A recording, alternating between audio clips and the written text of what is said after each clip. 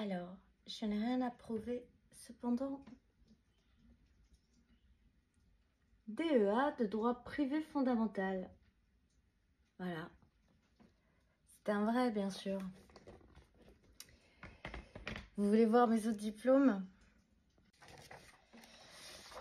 Maîtrise de droit des affaires à Jean Moulin, Lyon 3. Licence de droit privé à Jean Moulin, Lyon 3.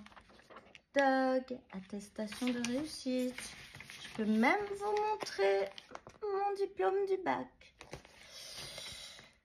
Mieux vaut un esprit bien fait qu'une tête bien pleine. Et ça, c'est mon premier travail.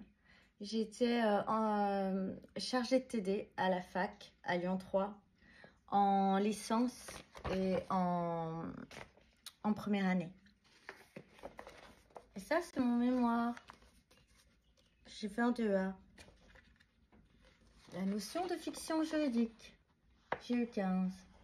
Il y a beaucoup de fiction juridique dans la loi.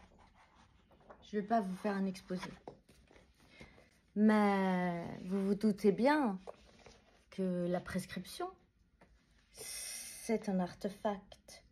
C'est contraire à la réalité. Si des faits ont eu lieu, un viol, un crime, et qu'on décide au bout d'un certain nombre d'années que on doit faire comme si ça n'avait jamais existé. On nie le réel. Au Canada, il n'y a pas de prescription pour les crimes. En Australie, la victime a aussi le statut de témoin. Elle n'a pas choisi ce qu'on lui a fait. Il faut qu'on change les lois. Parce que là, en France, on nous dit,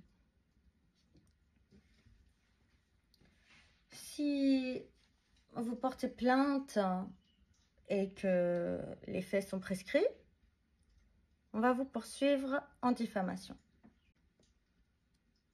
Cependant, si vous portez plainte avant qu'il soit prescrit, on peut aussi tenter de vous poursuivre en diffamation. Donc, moi, je suis pour l'instauration d'une présomption de culpabilité quand il y a des preuves. La présomption d'innocence, ça ne doit pas être systématique. Non, quand il y a des preuves, il faut une présomption de culpabilité.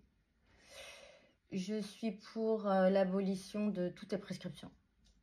Non. Ensuite, on met les voleurs de spaghettis en prison, mais on ne met pas les violeurs. Ni les incesteurs, enfin, je ne sais pas comment on dit. Faut qu'on change tout ça. Faut qu'on change tout ça. Et cette histoire que l'enfant a une sexualité, c'est absolument faux. Si vous lisez des gens compétents sur la question, l'enfant a une sensorialité, il n'a pas de sexualité. Écoutez, pour que ce soit de la diffamation, il faut au minimum que les faits soient faux. Il faut changer. Ça se change, ça. Ça n'a pas été fait pour nier le réel.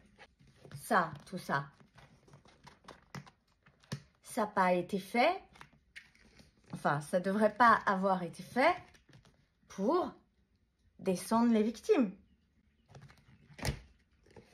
L'inversion accusatoire, ça doit s'arrêter.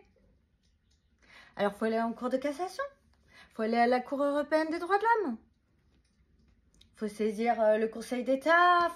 C'est fatigant, la France, en ce moment, hein. Il va falloir changer de posture.